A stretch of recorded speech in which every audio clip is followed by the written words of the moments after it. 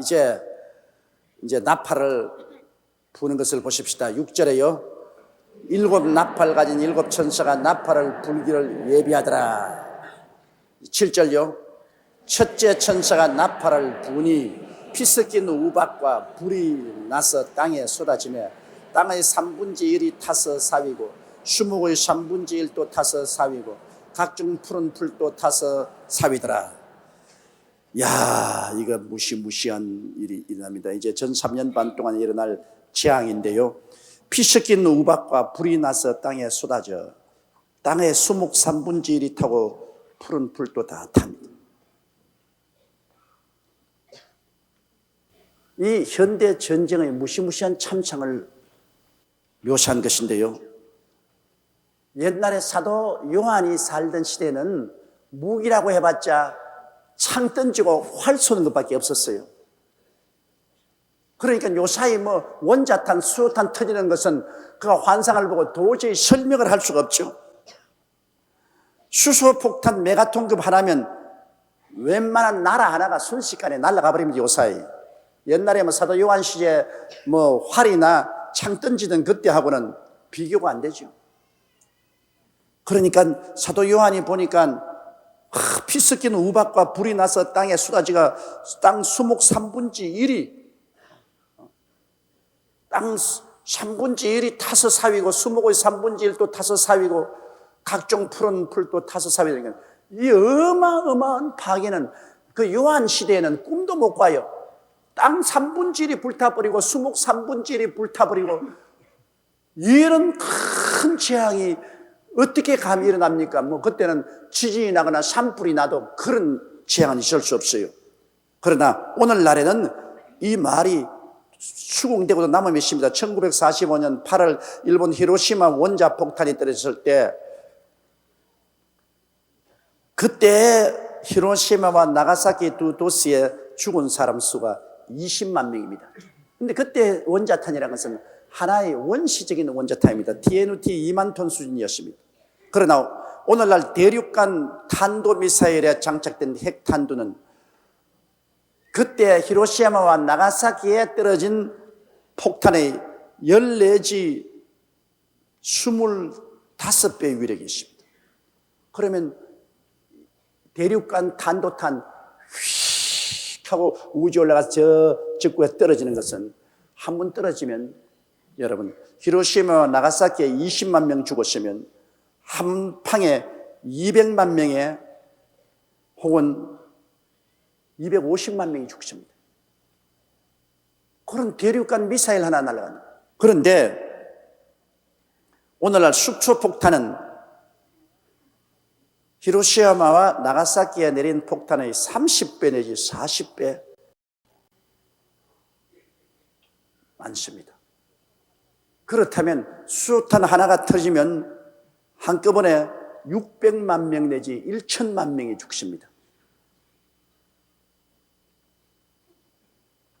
그러니까 요사이 여러분 이 전쟁이라는 것은 그렇게 쉬운 게 아닙니다. 요사이는 여러분 핵미사일도 정확하게 날아갑니다. 옛날에 아주 장님 드럼끝이 이렇게 가는 게 아니고 아예 쏘면 그 정확한 도시에 태평양을 건너서 태평양을 건너서 정확한 그 도시에 떨어질 만큼 오늘 전자장비가 완성이 되어 있습니다. 거기에다가 초음속 전폭기가 공중에 떠서 날아가서 떨어뜨리지요. 핵잠수함이 물속에서 쏘아 올리지요. 우리가 사는 이 시대는 정말로 무시무시한 시대에 살고 있습니다. 모르고 사니까 편안하지 알면은 편안하지 못합니다. 그래서 전 3년 반 동안에 여러분 전쟁이 많이 일어날 것은 제가 전에도 말하겠지만은 전 3년 반 동안에 이스라엘과 아랍 간에도 전쟁이 일어나고 또 중국과 유럽 통합 국가도 서로 밀고 땡기고 이래서 국지전이 상당히 많이 일어납니다. 전 3년 반 동안에 세계의 주도권을 잡으려는 그 전쟁이 무시무시하게 나요. 미국과 자유세계가 이스라엘을 밀고 소련과 아랍이 단합되고 그래서 거대한 전쟁도 일어났는데 그게 때는 원자탄, 수소탄 막 쏟아붓습니다. 뭐 죽기 아니면 살기로. 그러므로 원자탄, 수소탄 같은 것이 수없이 터지면서 우박이 떨어지고 산천 초목이 불에 타는 모습을 피 섞인 우박과 불로 보았습니다. 일본 히로시마와 나가사키에 원자탄 떨어졌을 때도 폭발로 뜨거워진 수증기가 하늘로 흰 구름, 버섯구름 같이 올라가서 대기층에서 냉각되니까 그것이 우박으로 변화되어서 우박이 비와 같이 쏟아졌습니다. 사실 그런 일이 벌써 있었죠. 그러므로 수증기가 엄청나게 뜨거우니까 온 호수와 강이 다 말라버립니다. 이 수증기 하늘에 올라가서 저 높은 대기에서 찬 공기 만나서 이것이 우박 덩어리가 돼서 쏟아집니다. 그러니까 요한이 벌써 그거를 보았다. 첫째 천사가 나팔을 보니 피 섞인 우박과 불이 나서 땅에 쏟아지며 막 불덩어리 속에서 우박이 쏟으니까 막 피같이 보이거든. 불덩어리 속에서 그냥 막 우박이 막 쏟아지고 막 이러니까 와 불같이 보이고 그냥 비가 오니까 비가 그 불에 비추어서 핏빛같이 보이지 않습니까? 요한이 보니까 이건 불이요. 그 불이 또 비에 비치니까 피요. 우박이요. 이 섞인 것이 하늘에서 막 쏟아져 가지고서 적어도 땅 3분의 1이 타버리고 수목 3분의 1이 탄다. 거대한 전쟁. 거대한 전쟁. 그러니까 그때 여러분 이 땅에 안 살아있기가 다행이지 그때 살아있으면 참 곤란하지. 그때까지 살아있고 싶은 사람은 뭐 계시라만도 나는 안 있을랍니다. 전 3년반 때에 여기에 붉은 말이 나오고 청황색 말이 뛸 때 전 세계 인구의 4분의 1이 죽는다 그랬는데요. 전 세계 인구의 4분의 1이 전 3년 반 동안 죽는다면 현재 60억 인구 가운데 15억이 죽는다는 것입니다.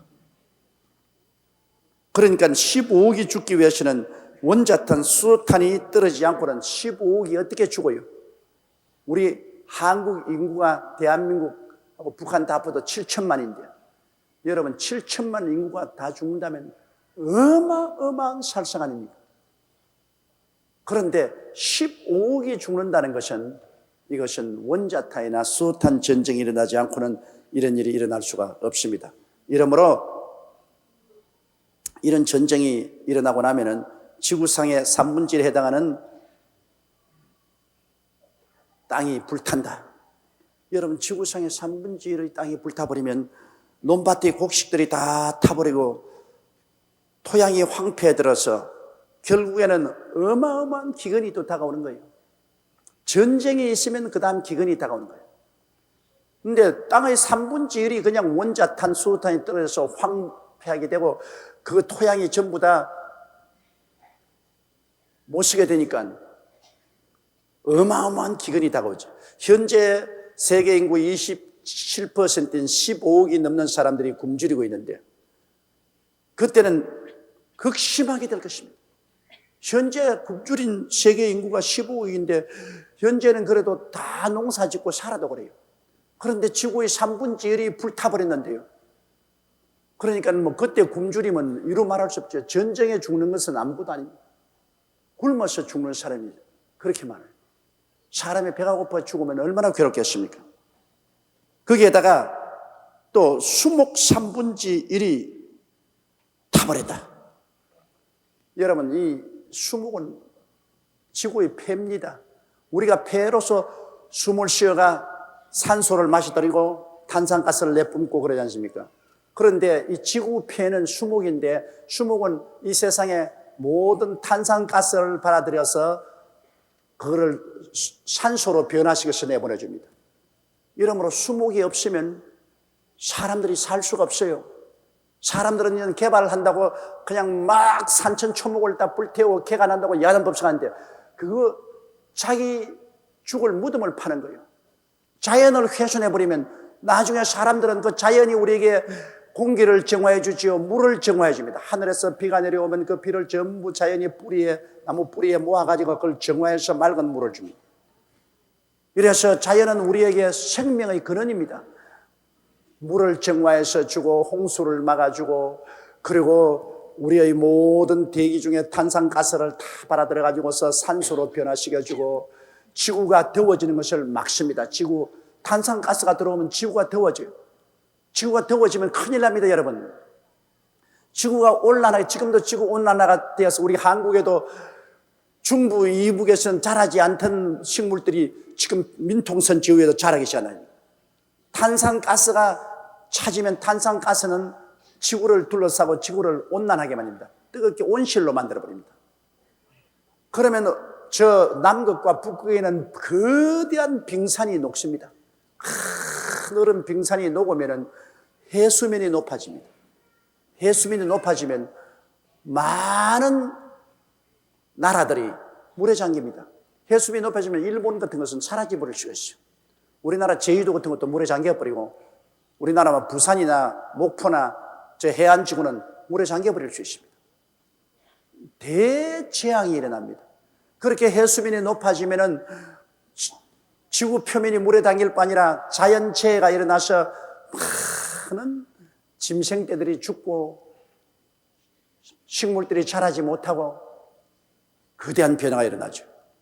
그러니 인간의 전쟁을 통해서 땅 3분의 1이 완전히 황폐되고, 그 다음 나무 3분의 1이 죽으니까 지구가 온난해지고 오존층이 파괴되고 산성비가 내리고, 이거 뭐 살 수 없는 시가 되죠. 오늘날 저 남미의 아마존 열대림이 지구 산림의 50%를 차지해서 그 아마존의 열대 산림이 지구의 폐입니다. 그 지구에서 뭐 사람이 뿜어내는 탄산가스에다가 공장 연기, 그 다음에 자동차 배기가스, 이 탄산가스를 전부 흡수해가지고 이걸 산소를 뿜어내는데요. 이 아마존 강의 그 지구 산림의 50%가 개발이라는 이름으로 불태워버리고 남발하고 해서 점점 사라져가고 있습니다. 지금은 7%밖에 남지 않았어요. 심각한 문제입니다. 이렇기 때문에 이산화탄소를 흡수하는데, 이산화탄소를 흡수해서 산소로 변화시킬 나무 숲이 없습니다. 폐가 없어져요. 이러므로 점점 지구는 더워집니다. 벌써 한국에도 여러분 4만 4원이라고 했는데 이제는 4만 10원이라고 합니다. 사흘 춥고 나흘 따뜻한데 이제는 사흘 춥고 열흘 동안 따뜻해요. 이만큼 벌써 지구가 온난해졌습니다. 이래서 이 생태계에 큰 변화가 다가옵니다. 이 추운 데서 더워야 피는 꽃들이 이 추운 데서 지금 꽃이 활짝 피고 그래요. 그리고 추울 때는 따뜻한 곳으로 날아가던 철새들이 어리벙벙해가지고 안 날아가고 있어요. 이게 겨울이가 여름이가, 이거 한국이 이거 겨울인가 봄인가, 철새가 혼동을 해가지고 안 날아가고 지금까지 있어요.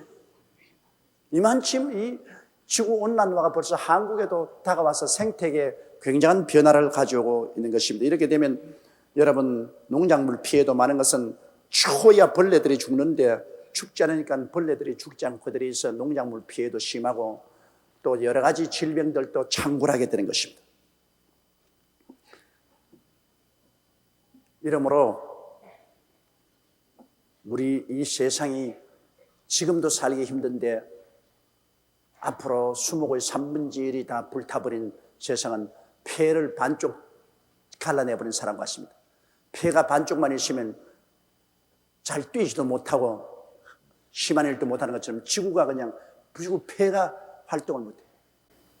오늘날 우리는 어마어마하게 자연 훼손하지 말라고 이 푸른 자연을 보존해야 되겠다고 주장을 해야 되는 것은, 아무리 사람이 개발해서 경제적으로 부유하게 되려고 해도 개발해놓고 난 다음 그 국민들이 병들어 다 죽어버린대요.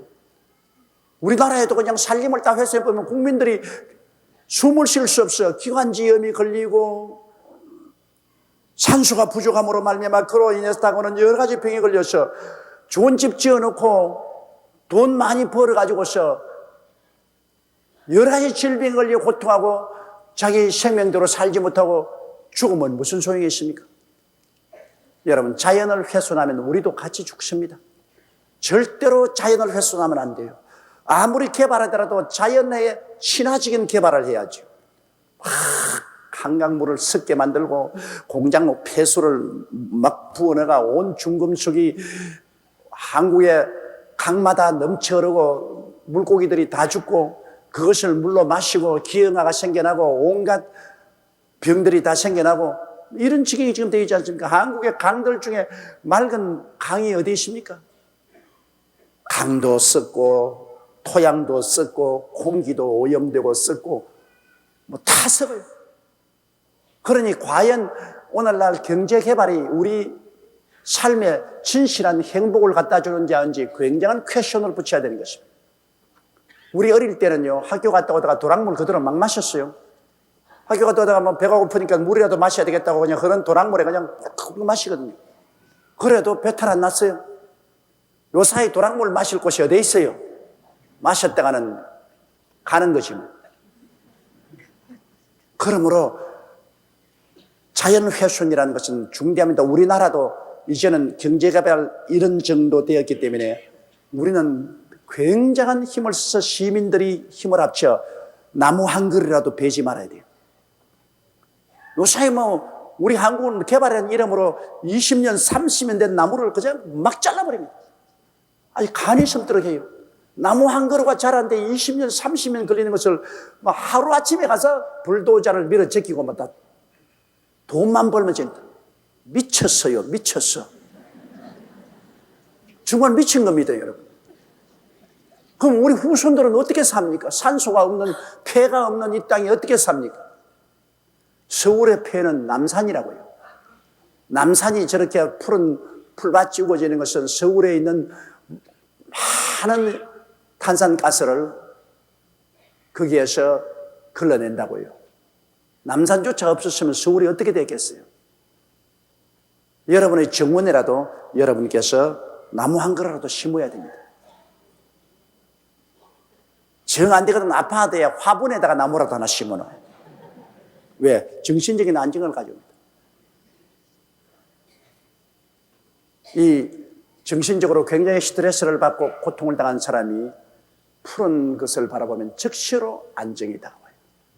과학적으로 그 뇌파 검증하는 거 보니까 스트레스를 받아 정신적으로 고통당하는 사람이 방 안에 놓은 화분에 파란 나무를 잠시 보고 있으면 뇌파가 그냥 안정이 돼요. 이 사람은 자연을 바라보고 살도록 되어 있습니다. 여러분 집안에도 반드시 화분에 나무 심어놔야 집안의 부부간은 싸움을 안 해요.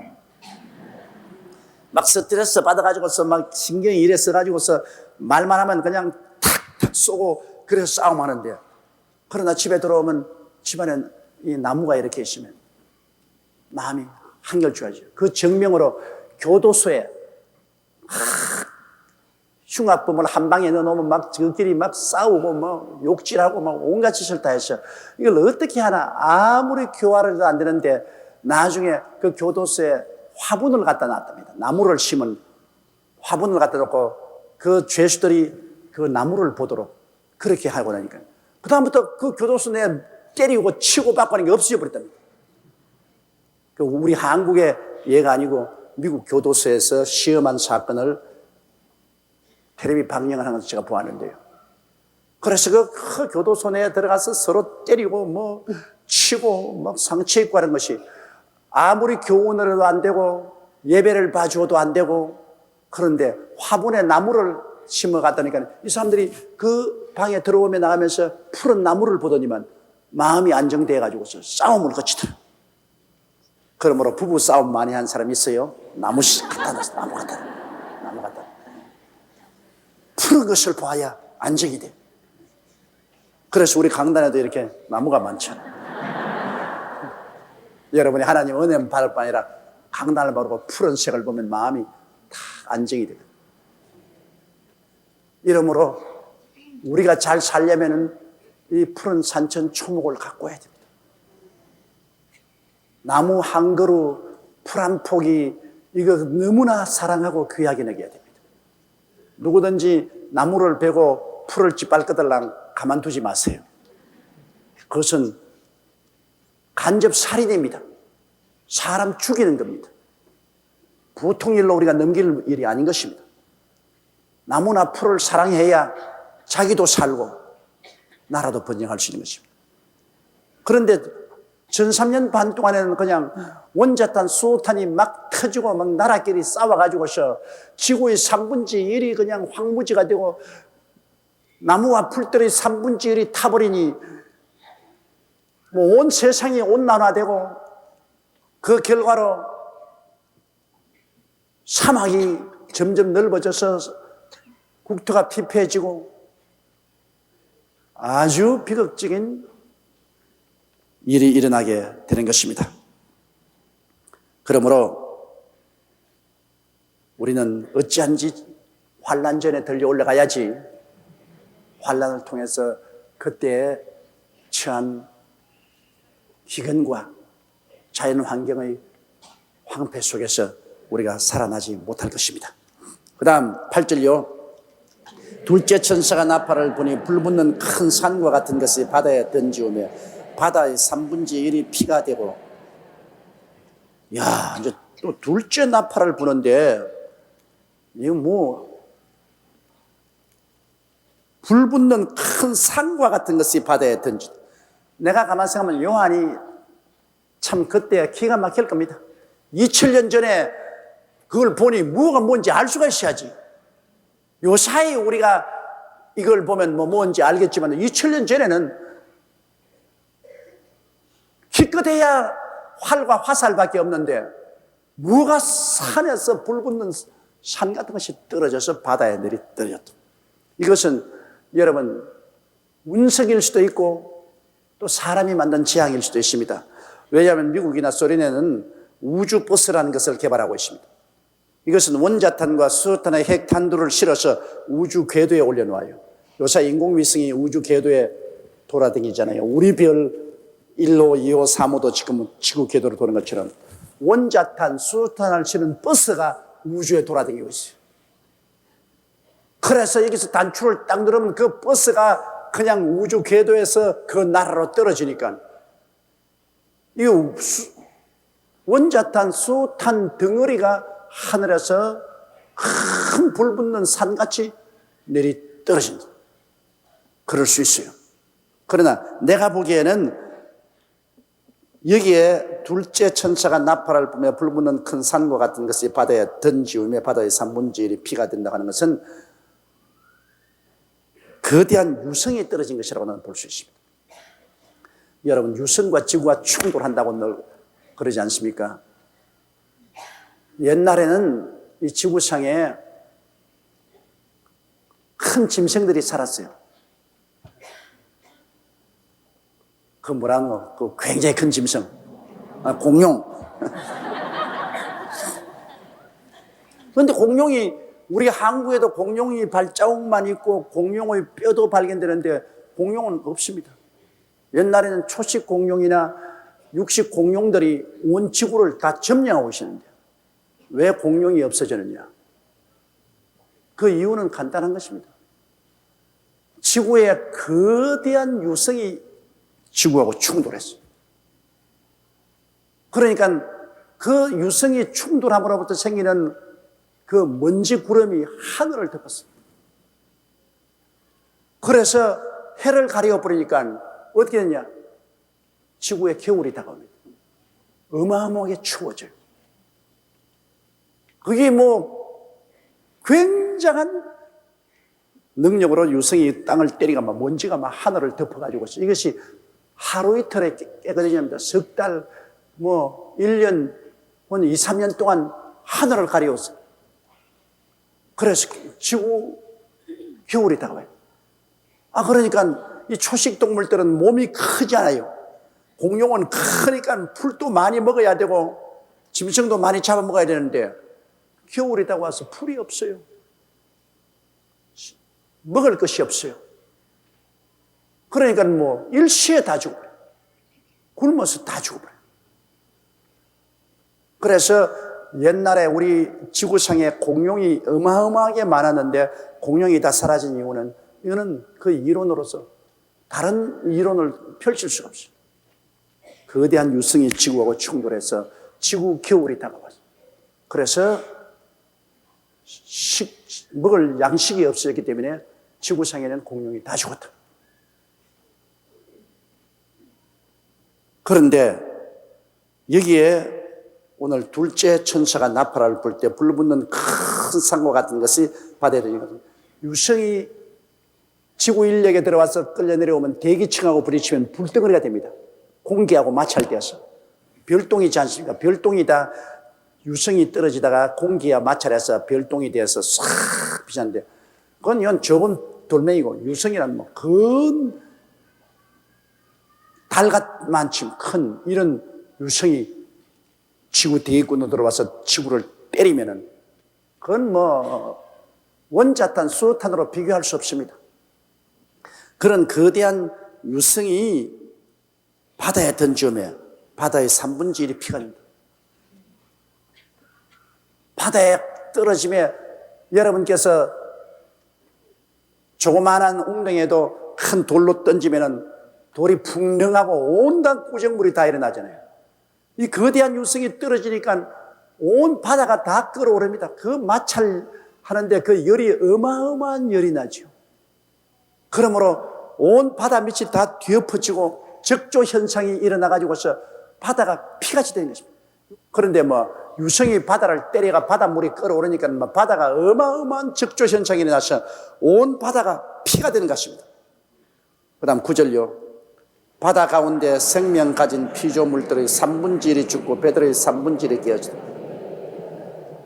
요 사이도 적조 현상이 일어나면은 뭐 양식장에서 물고기가 떼죽음을 당하는데 거대한 유성이 떨어져서 바닷물이 끓어오르고 순식간에 화학적 반응이 일어나서 적조 현상이 일어나니까 바다 가운데 있는 물고기 3분의 1이 죽고 그리고 그 거대한 파도에 배 3분의 1이 깨진다. 요 사이 태풍이 불어도 그 태풍 때문에 막 정박한 배들이 뒤엎어지고 깨어지잖아요. 그런데 이런 어마어마한 유성이 바다에 떨어져서 바다의 3분의 1의 생선이 죽을 정도의 그렇다면 그 파도가 태산만한 파도가 휘몰아쳐 옵니다. 그러므로 이로 말미암아 생기는 거대한 파도가 배의 3분의 1을 깨뜨려버립니다. 아유, 무시무시합니다. 하나님의 심판이라는 것은 무시무시해요. 자, 그러니 이제 바다가 이 모양이 되므로 더 살기가 어려워지는 것입니다. 왜냐하면 사람들이 지금 바다에 우리 식량 자원을 의지하는 것이 어마어마하게 많습니다. 왜냐하면 지구상의 인구는 매년 1억 이상 증가하는데 많은 사람들이 바다에 사는 생물을 먹고 사는데 매년 1억 이상의 인구 증가로 장래 해양 농장을 개발하여 식량난을 해결하는 연구가 활발하게 전개되어 있습니다. 우리 60억 인구가 1년에 생선 한 마리 먹는다고 해도 60억 마리를 먹는 겁니다. 바다가 여러분 얼마나 큰 농장입니까? 바다에서 건지는 물고기가 60억 마리요. 1년에 한 마리씩 먹는다 해도. 그런데 여러분 세계 60억 인구가 1년에 생선 한 마리만 먹고 살겠습니까?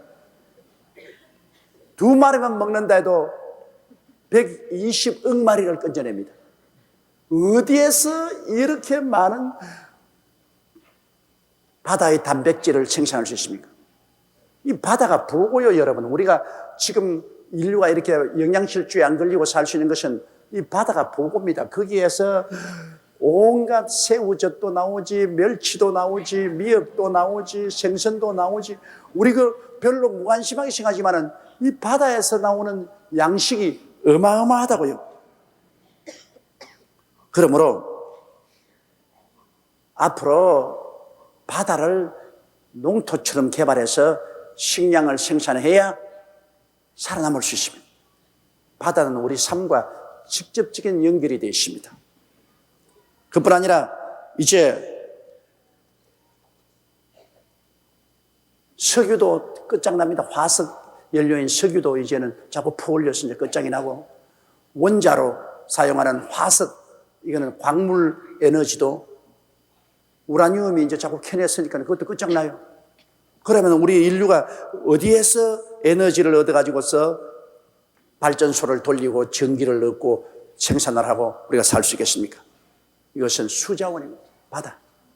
바다의 조류를, 파도를 이용해가지고서 거대한 전기를 발생하는, 앞으로 에너지 자원도 우리가 바다에 의지해야 되는 것입니다. 그리고 앞으로 물이 부족해집니다, 여러분. 크게 문제가 되는 것은 물이 이제는 앞으로 부족해요. 그럼 이 수자원을 어디서 얻을 수 있습니까? 유일하게 바다에서 짠 소금을 제거하고 물을 분리해낼 수밖에 없습니다. 그러므로 우리가 먹고 사는 생명의 근원인 물도 바다에서 나오는 것입니다. 그런데 이 바다와 생물과 벼의 3분의 1 이상이 깨어진다면 바다에 이주하고 있는 사람들이 식물 생산을 할 수 없죠. 그리고 바다에 배가 깨어졌으니까 수송할 수 없죠. 그리고 바다에 에너지원이 거기서 나오는데 에너지도 얻을 수 없죠. 세상 경제에 무시무시한 타격이 오는 것입니다. 오늘날 우리가 잘 사는 것은 육지만 가지고 사는 게 아닙니다, 여러분. 바다가 우리의 옥토입니다. 우리 한국이 좋은 것은 삼면이 바다입니다. 이 바다 그냥 쉽게 보면 안 됩니다. 동해도 옥토요, 남해도 옥토요, 서해도 옥토입니다, 여러분. 앞으로 우리가 거기에서 우리의 식물을 생산해야 되는 것입니다. 거기에서 생선도 가꾸고 온갖 바다 해초도 가꾸고 우리가 먹고 사는 모든 식물을 밭에서 생산하는 것처럼 바다에서 우리가 생산해야 우리가 잘 살 수 있는 것입니다. 문명이 발달될수록 국토는 좁아지고 우리가 살아갈 길은 그것밖에 없어요. 그 바다 밑에 엄청난 광물질이 매장되어 있기 때문에 그것도 또 캐서 써야 되는 것입니다. 그런데 전 3년 반 동안은 이 바다의 3분의 1이 무용지물이 되어버립니다. 이게 뭐 거대한 유성과 충돌해가지고서 이게 적조 현상이 생겨서 물고기 떼죽음을 다 당하지요. 그 다음 거대한 파도로 배 3분의 1이 깨지지요. 바다가 독이 꽉 들어차게 됩니다. 무시무시한 자연의 재앙이 다가오게 되는 것입니다. 그 다음 또 보십시다. 셋째 천사가 나팔을 부니 횃불같이 타는 큰 별이 하늘에서 떨어져 강들의 3분의 1과 여러 물샘에 떨어지니, 이야, 이거 산은 갈수록 태산입니다. 뭐가 왜 자꾸 떨어지노? 이거 뭐 땅에 떨어지더니만 또 바다에 떨어지지만 이제는 또 강물에 떨어집니다. 셋째 천사가 나팔을 부니 횃불같이 타는 큰 별이 하늘에서 떨어져 강들의 3분의 1과 여러 물샘에 떨어졌다. 바로 여기에 전 3년 반 동안에 셋째 천사가 나팔을 부니 횃불같이 타는 큰 별이 하늘에서 떨어져 강들의 3분의 1과 여러 물샘에 떨어지니, 이 전쟁이 막 어마하게 벌어지니까 이제 세균전으로 나가는 것입니다. 11절이요. 이 별 이름은 쑥이라. 물들의 3분의 1이 쑥이 되며 그 물들이 썩게 됨을 인하여 많은 사람이 죽더라. 이 세균탄이 떨어지니까 화학 반응을 일으켜서 물이 쑥처럼 씁니다. 여러분, 쑥물 마셔본 적 있어요? 저는 옛날 어릴 때 배가 아파가지고서 쑥을 갈아가지고서 쑥물을 마시라고 해서 마셔본 경험이 있는데 보통 쓴 게 아니에요. 입에만 쓴 게 아니라 창자속까지 쓰더라고. 이 물에 세균탄이 떨어지면 이것이 화학 반응을 일으켜서 물이 어마어마하게 쓰고, 그리고 이 물을 마시는 자마다 다 죽었다. 이러므로 장차 전 3년 반 동안 일어날 전쟁은, 이거는 원자탄도 동원되고 수소탄도 동원되고 거기에다가 세균탄도 동원되어 가지고 세균이 모든 수원지에 떨어지며 그를 먹는 사람마다 죽습니다. 또 12절요. 넷째 천사가 나팔을 부니 해 3분의 1과 달 3분의 1과 별들의 3분의 1이 침을 받아 그 3분의 1이 어두워지니 낮 3분의 1은 비침이 없고 밤도 그러하니라. 아이고, 산은 갈수록 태산이다. 이제는 이 넷째 천사가 나팔을 보니까 해 3분의 1이 어두워지고 달 3분의 1이 어두워지고, 그건 무슨 말이냐? 여러분, 땅에 원자탄 떨어지지요, 바다에 유성이 떨어지지요, 뭐 이렇게 하니까 거대한 자연 환경의 재앙이 일어나서 이 먼지와 연기가 하늘을 덮으니까, 그러므로 해가 가리워서 해가 그냥 이 연기와 먼지에 가려가지고서 3분의 1밖에 비치지 않아요. 이게 보니까 해 3분의 1, 달 3분의 1과 별들의 3분의 1이 침을 받았어. 어두워진다. 해 3분의 1이 어두워지고 달 3분의 1이 어두워지고 별들의 3분의 1이 어두워지고, 그래서 지구 겨울이다가 봐요. 왜, 여러분 일식 봤지요? 일식이 오면은 대낮인데도 해가 가물가물하게 되면서 땅이 캄캄하게 어두워지잖아요. 우리 어릴 때는 이 일식이 오니까 온 우리 읍내 사람들이 다 도망을 쳤다고. 왜냐? 불개가 해를 잡아먹는다 그래요. 그 해를 다 잡아버리면 죽으니까 그때 얼마나 우리가 무식했던지 모두 다 도망을 쳤어, 동네 사람들이. 그래가지고서 막 기도를 하려고 저 불개를 잡아달라고.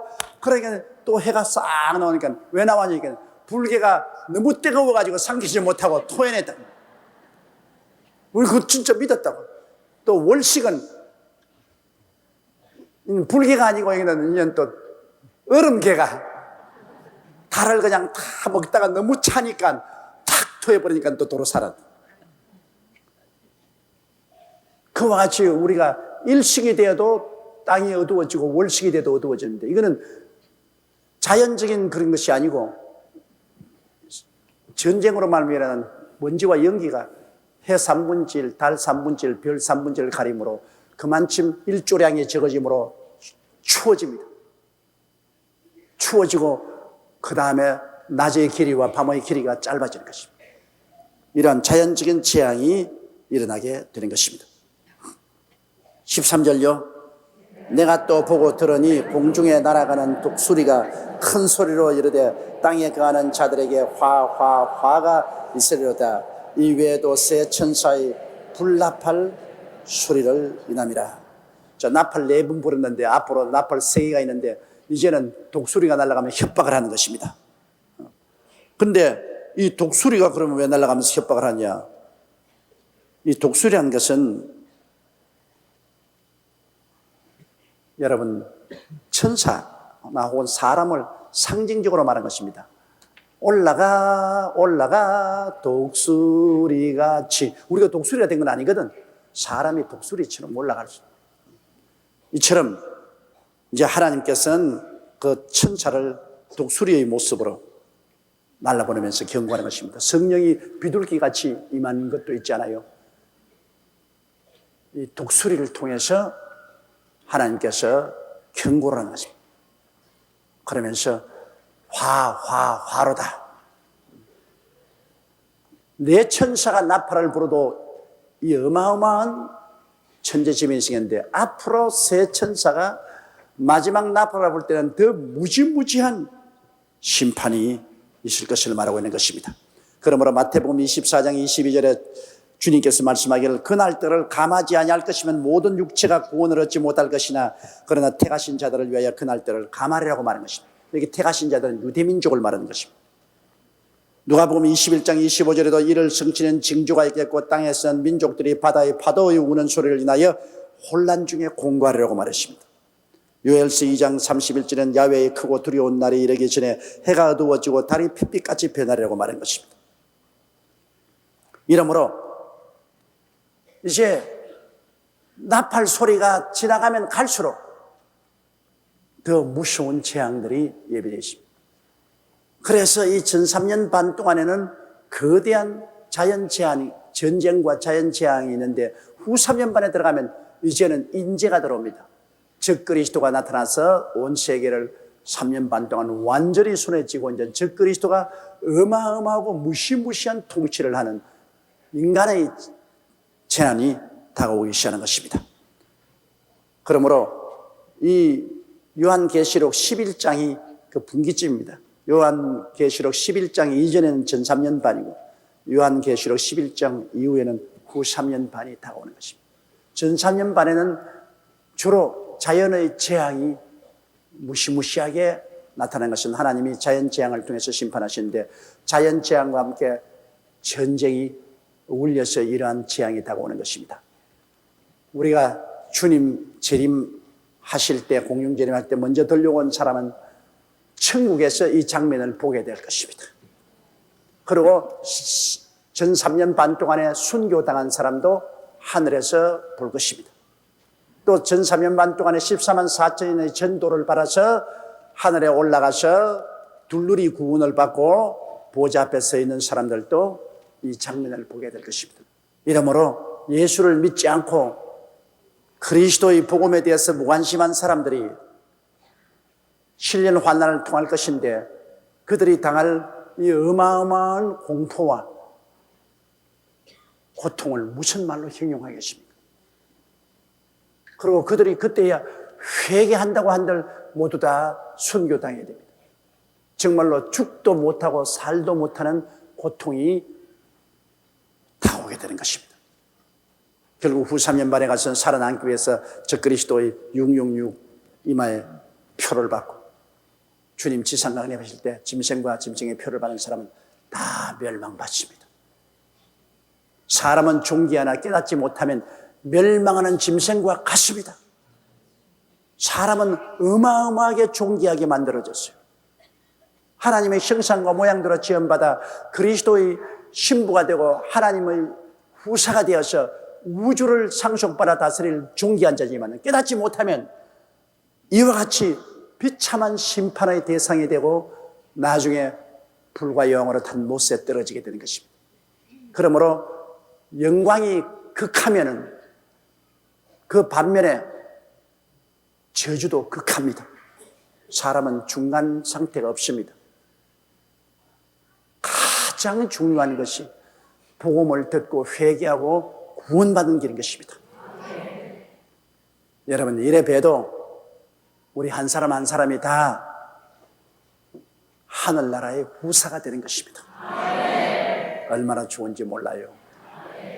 앞서 가도 괜찮고 이따가 주님 오실 때 변화받아 들려 올라가도 좋고 우리는 이래도 좋고 저래도 좋습니다. 구원받은 사람에게는 후회할 것이 아무것도 없습니다. 할렐루야.